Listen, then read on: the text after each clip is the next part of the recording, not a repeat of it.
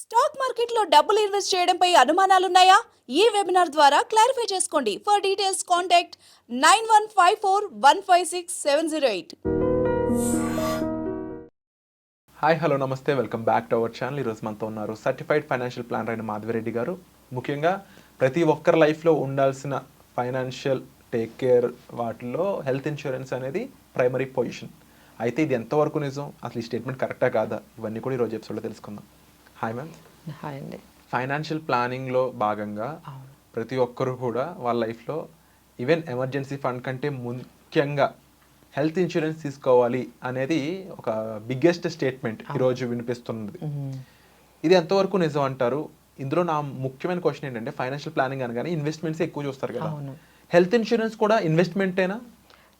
So first thing ఏంటంటే, ఇన్సూరెన్స్లో చాలా ప్రోడక్ట్స్ ఉంటాయి. ఫస్ట్ మనం అర్థం చేసుకోవాల్సింది బేసిక్ డిఫరెన్స్ ఏంటంటే, జనరల్ ఇన్సూరెన్స్ వేరు, లైఫ్ ఇన్సూరెన్స్ వేరు. ఫస్ట్ మీకు అదే అర్థం కావాలి. చాలా వరకు ఇక్కడే కన్ఫ్యూజ్, ఇక్కడే స్టార్ట్ అవుతుంది. అసలు రెండు ఒకటే అనుకుంటారు. జనరల్ ఇన్సూరెన్స్ అనేది ఏంటంటే, మనకి హెల్త్ ఇన్సూరెన్స్ కానీ, హోమ్ ఇన్సూరెన్స్ కానీ, మీరు తీసుకునే మీకు బైక్ ఉందనుకోండి, బైక్ ఇన్సూరెన్స్ కానీ, కార్ ఇన్సూరెన్స్ కానీ, ఈ ప్రోడక్ట్స్ అన్నింటినీ మనం జనరల్ ఇన్సూరెన్స్ అంటాం. ఓకే, సో ఈ జనరల్ ఇన్సూరెన్స్ అనే దాంట్లో ఓన్లీ రిస్క్కి సంబంధించి ఉంటుంది.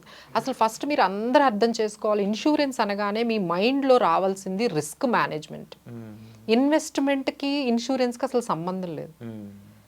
కానీ మనం ఎలా నేర్చేసుకున్నాము అంటే, ఇన్సూరెన్స్ అనగానే ఒక ఇన్వెస్ట్మెంట్ ప్లాన్ లాగా, ఒక సేవింగ్స్ పెట్టుకునే ఒక ప్రోడక్ట్ లాగా మన మైండ్లో అనేది అది స్టార్ట్ అయిపోయింది. అంటే ఒక ఎల్ఐసి ఏజెంట్ రావడము, సార్ ఒక 20,000 కట్టండి, మీ పిల్లలు పెద్దవాళ్ళు అయ్యేటప్పటికి ఇంత అమౌంట్ వస్తుంది, లేదు మీరు ఒక 15 సంవత్సరాల తర్వాత మీకు ఇంత అమౌంట్ వస్తుంది. అంటే ఇన్సూరెన్స్ అనగానే మీకు ఈ వర్డ్సే మైండ్లోకి ఉన్నాయి.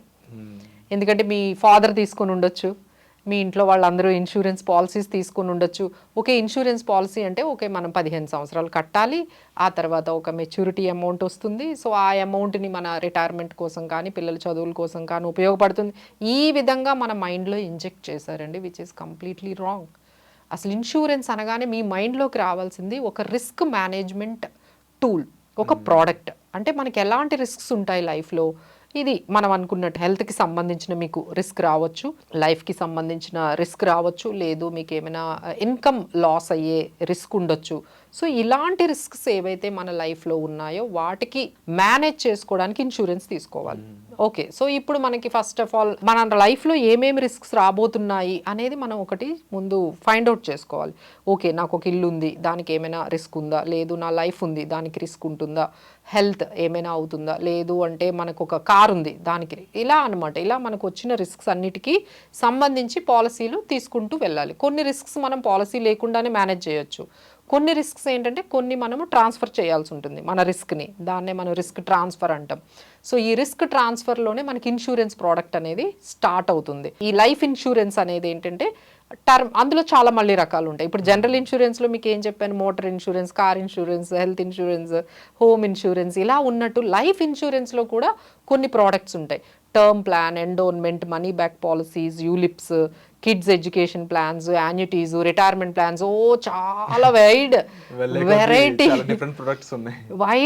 ఆఫ్ ప్రోడక్ట్స్ ఉంటాయి. సో ఇప్పుడు వీళ్ళు ఒక్కసారి పోనీ జనరల్ ఇన్సూరెన్స్ అయితే క్లియర్గా మీకు అర్థమైంది కదా, హెల్త్ కోసమో లేకపోతే మన కార్ ఇన్సూరెన్స్ స్పెసిఫిక్గా మన రిస్క్ కోసం తీసుకుంటాం. కానీ లైఫ్ ఇన్సూరెన్స్కి వచ్చేటప్పటికి అందరూ చేసే తప్పు ఏంటంటే, ఇప్పుడు నేను చెప్పిన ఈ లిస్ట్ అంతా ఉంది కదండి, ఎండోన్మెంట్, మనీ బ్యాక్, తర్వాత యూలిప్, టర్మ్ ప్లాన్ తీసేసుకుంటారు పాలసీ, మా దగ్గరకు వస్తారు, సార్ ఇదేం పాలసీ అంటే తెలియదు.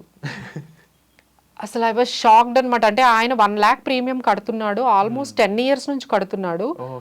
కానీ ఆయనకి అది టర్మ్ ప్లానా, ఎండోన్మెంటా, యూలిప్పా అనేది తెలియదు. మరి ఎట్లా కడుతున్నారు, దేనికోసం కడుతున్నారు అదే అంటున్నా. అందరు తెలుసుకోకుండా, అంటే ఏ పర్పస్ లో ఫుల్ఫిల్ చేస్తుందని తెలియకుండా వాళ్ళు దాంట్లోకి ఎంటర్ అయిపోతారు. అంటే వాళ్ళు చెప్పేది అలా చెప్తారనమాట, సార్ మీరు ఇంత అమౌంట్ కట్టండి, మీకు ఒక 15 years తర్వాత 1 కోటి రూపాయలు వస్తాయి, లేకపోతే 50 లక్షలు. అసలు 20 years తర్వాత 50 లక్షల వాల్యూ ఎంత ఉంటుందండి? 20 ఇయర్స్ తర్వాత మీకు 50 లక్షలు చేతిలోకి వచ్చినా అది 5 లక్షలతో సమానమే కదా. వీళ్ళకి అవి ఏమి అంటే ఆ టైం వాల్యూ అన్నీ ఏం లేదు. వీళ్ళకి ఏంటంటే ఓకే మనం ఇంత కట్టాము, మనకి ఇంత ఇయర్స్ అయిన తర్వాత ఇంత అమౌంట్ వచ్చేసింది అంటే ఆ అమౌంట్ ఈ రోజుల్లో పెద్దగా కనిపించవచ్చండి. 20 ఇయర్స్ తర్వాత what is the value of that amount, అది వాళ్ళకి అసలు ఆలోచన ఉండదు. అసలు ఎందుకు తీసుకుంటున్నారో తెలియదు, అసలు పాలసీ డీటెయిల్స్ అసలు అది టర్మ్ ప్లానా తెలియదు, లేకపోతే యూలిప్ అనేది తెలియదు, వాళ్ళకి ఏమీ తెలియదు. So without knowing anything they are just taking. వీళ్ళు ఇలా కడుతూ ఉంటారు. వన్ ఫైన్ డే వాళ్ళకి అర్థమవుతుంది this product is not suitable అని. అప్పుడు మా దగ్గరకు వస్తారు, మేడం ఏం చేయాలి, ఇదేమీ రిటర్న్స్ రావట్లేదు. ఆయన ఎక్స్పెక్టేషన్స్ వేరు, ఆయన ఒక ఇన్వెస్ట్మెంట్ లాగా పెడదామని అందులోకి వచ్చారు. తర్వాత ఆయనకు అర్థమైంది ఏంటంటే ఇందులో 5% 6%కి మించింది రావట్లేదు, నేను కట్టిన అమౌంటే నాకు తిరిగిస్తున్నారు, దీనివల్ల నాకు ఏం ఉపయోగం రావట్లేదు అనే విషయం ఎప్పుడవుతుందంటే ఆయనకు 10 ఇయర్స్ తర్వాత అర్థమవుతుంది. అప్పుడు ఇన్సూరెన్స్ ప్రోడక్ట్ నుంచి బయటికి రావాలి అంటే మీరు కట్టిన దాంట్లో 40% ఇస్తారు.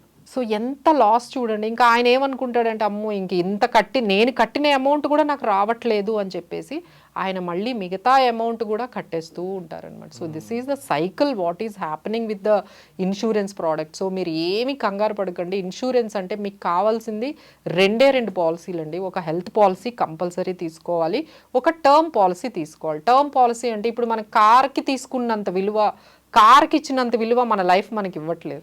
సో మీకేమైనా అయితే మీ ఫ్యామిలీ వాళ్ళు ఎవరైతే మీ ఇన్కమ్ మీద డిపెండ్ అయి ఉన్నారో వాళ్ళ పరిస్థితి ఏంటి? మీరు ఎవ్రీ మంత్ శాలరీ తెస్తే కానీ మీ ఫ్యామిలీ వాళ్ళందరూ కూడా అది మీ పేరెంట్స్ అవనియండి, లేకపోతే మీ వైఫ్, మీ పిల్లలు, వాళ్ళందరూ కూడా మీ మీద డిపెండ్ అయి ఉన్నారు. మీరు 40,000 1 lakh తీసుకొస్తేనే వాళ్ళ లైఫ్ వెళ్తుంది. సడన్గా if something goes wrong with వాళ్ళ ఫ్యామిలీ పరిస్థితి ఏంటి? సో దానికోసం మనం టర్మ్ ప్లాన్ తీసుకుంటాం. ఈ టర్మ్ ప్లాన్ అంటేనే మీనింగ్ అది మీకోసం కాదు, మీకేమైనా అయితే మీ ఫ్యామిలీకి సెక్యూరిటీ కోసం అనమాట. ఎందుకంటే మీ వెనకాల బ్యాకప్ అది ఉండదు కదా. సో దానికోసం ఏంటండి ఒక 20-30,000 కానీ మీరు స్పెండ్ చేసినట్లయితే 1 crore వచ్చేస్తుంది సమ్ ఇష్యూడ్. జనరల్గా మ్యామ్ హెల్త్ ఇన్సూరెన్స్ కానీ టర్మ్ ఇన్సూరెన్స్ కానీ మనం కాస్త యంగ్ ఏజ్ లో ఉన్నప్పుడు, అవును, హెల్దీగా ఉన్నప్పుడు తీసుకోవడం వల్ల కలిగే లాభాలు ఏంటి, but at the same time అన్హెల్దీగా ఉన్నప్పుడు కాస్త ఏజ్ ఎక్కువ ఉన్నప్పుడు తీసుకోవడం వల్ల కలిగే ఇబ్బందులు, మేబీ వాటిలో ఏమైనా బెనిఫిట్స్ ఉన్నాయంటారా? డెఫినెట్లీ అండి. ఇప్పుడు హెల్త్ ఇన్సూరెన్స్ అనగానే టర్మ్ ప్లాన్ అనేది మీరు ఎంత ఎర్లీగా, ఇప్పుడు ఎగ్జాంపుల్ మీరు 28 ఇయర్స్కే తీసుకున్నారు అనుకోండి, 20,000తోనే మీరు ఎవ్రీ ఇయర్ అప్ టు 60 వరకు కట్టుకోవచ్చు. అదే మీరు 30 ఇయర్స్ తీసుకున్నారు అనుకోండి, అక్కడ ప్రీమియం మీకు 35,000 ఉంటే ఆ 35,000 పే చేయాల్సి వస్తుంది. సో మీరు ఎర్లీగా స్టార్ట్ చేయడం వల్ల 20,000 per annumతో అయిపోయేది, మీరు లేట్గా చేయడం వల్ల ఇప్పుడు 40,000 కట్టాల్సి వస్తుంది.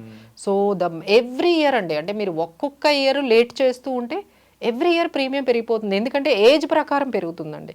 So as and when you are aged into 30-35 ఇట్లా వెళ్తూ ఉంటే ప్రీమియమ్స్ కూడా పెరిగిపోతూ ఉంటాయి. So it's always suggestable. మీరు యంగ్గా ఉండేటప్పుడు, తక్కువ ఏజ్లో ఉండేటప్పుడే మీకు చాలా తక్కువ ప్రీమియంకి టర్మ్ ప్లాన్ అనేది అయిపోతుందండి. ఆ తర్వాత మీకు చాలా కాస్ట్లీ అవుతుంది. ఇంక when it comes to health insurance అయితే అందరి ఏజ్ వాళ్ళకి కావాలండి. ఐదర్ మీరు 20లో ఉన్నా 80లో ఉన్నా అందరికీ ఒక హెల్త్ కవర్ అయితే కావాలి. కాకపోతే కొంతమందికి ఏంటంటే 60 తర్వాత వాళ్ళకి అంటే అప్పటి వరకు ఆర్గనైజేషన్ కవర్ ఉంటుంది. అంటే మీరు ఏదో వర్క్ చేస్తున్నారు, మీ ఆర్గనైజేషన్లోని మీకు కవరేజ్ ఇచ్చేస్తున్నారు, అలా మీకు నడిచిపోయింది. ఇప్పుడు ఆర్గనైజేషన్ నుంచి బయటకు వచ్చారు, మీ పరిస్థితి ఏంటి? ఆ టైంలో ఈ 60 ఇయర్స్ టైంలో బయటకు వెళ్ళి నాకు ఒక హెల్త్ ఇన్సూరెన్స్ పాలసీ కావాలి అంటే మీకు ఆల్రెడీ అప్పుడు ఏవో కాంప్లికేషన్స్ వచ్చి ఉంటాయి. సో ఇప్పుడు అడిగితే వాళ్ళు 60,000 నుంచి 1 lakh చెప్తారు. ఓకే, ఎన్ని టైమ్స్ మల్టిప్లై అయిందో చూడండి. సో చాలా మంది ఏంటంటే మా ఆర్గనైజేషన్లో ఉంది మేడం 5 lakhs వాళ్ళు కడుతున్నారు, మాకు అవసరం లేదు అంటారు. మరి ఆర్గనైజేషన్తో లైఫ్ లాంగ్ ఉండం కదండి. ఆర్గనైజేషన్లో మీరు 55కైనా మీరు వచ్చేస్తారు బయటికి, లేకపోతే ఒక్కొక్క కంపెనీ ఒక్కొక్క రకంగా ఎక్కువ ఇస్తుంది, తక్కువ ఇస్తుంది. సో వీటితో సంబంధం లేకుండా హెల్త్ ప్లాన్ అనేది మనం సెపరేట్గా ఒకటి మెయింటైన్ చేయాలి. ఆర్గనైజేషన్ ఒక 5 lakhs ఇచ్చారనుకోండి, మీరు 5 lakhs తీసుకోండి. సో దానివల్ల ఏమవుతుందంటే దీన్ని ఇలా కంటిన్యూ చేయడం వల్ల మీరు ఎంత 60 ఇయర్స్ వచ్చిన తర్వాత మీ ఆర్గనైజేషన్ కవర్ ఉన్నా లేకపోతే, ఒకసారి మీకు జాబ్ పోయిందనుకోండి, మరి ఆర్గనైజేషన్ కవర్ లేదు కదా, అప్పుడు ఏమైనా హెల్త్ ఇష్యూస్ వస్తే ఎవరు కవర్ చేస్తారు? అదే మీకు ఒక పర్సనల్ హెల్త్ ఇన్సూరెన్స్ ఉందనుకోండి, మీ జాబ్ కొన్ని రోజులు ఉండొచ్చు, కొన్ని రోజులు మీరు బ్రేక్లో ఉండొచ్చు, లేదు మానేయచ్చు, మళ్ళీ మీరు జాయిన్ అవ్వచ్చు. Instead of that you should maintain one health insurance cover at all the ages. ఇంకొకసారి మీకు కాంప్లికేషన్స్ వచ్చాయనుకోండి, ఇవ్వను కూడా ఇవ్వరు. నేను 1 lakh ఇస్తానన్నా ఇవ్వరు. Definitely ma'am. అండ్ ముఖ్యంగా ఇన్సూరెన్స్ సంబంధించి there is a large topic, ఒక వీడియోతో కవర్ చేయలేము. అట్ ది సేమ్ టైం ఎవరెవరి ఇండివిజువల్ పర్సనాలిటీస్ వాళ్ళ ఫైనాన్షియల్ సిచ్యువేషన్స్ అనేవి చాలా డిఫరెంట్గా ఉంటూ ఉంటాయి. అవునండి, అవును. మీకు ఏ రిక్వైర్మెంట్ ఉంది, మీ పరిస్థితి ఎలా ఉంది, మీ పొజిషన్ ఎలా ఉంది, ఇవన్నీ కూడా ప్రాపర్గా మ్యామ్కి తెలియజేయడం ద్వారా మీకు ఏది రైట్ డెసిషన్ అనేది మ్యామ్ మీకు చెప్తారు. అయితే ఇలా మ్యామ్ని కలవాలి, పర్సనల్ అపాయింట్మెంట్ తీసుకోవాలనుకున్నట్లయితే డిస్ప్లే అవుతున్న నెంబర్స్ కాల్ చేసి మీరు మాధవి రెడ్డి గారిని కలవచ్చు.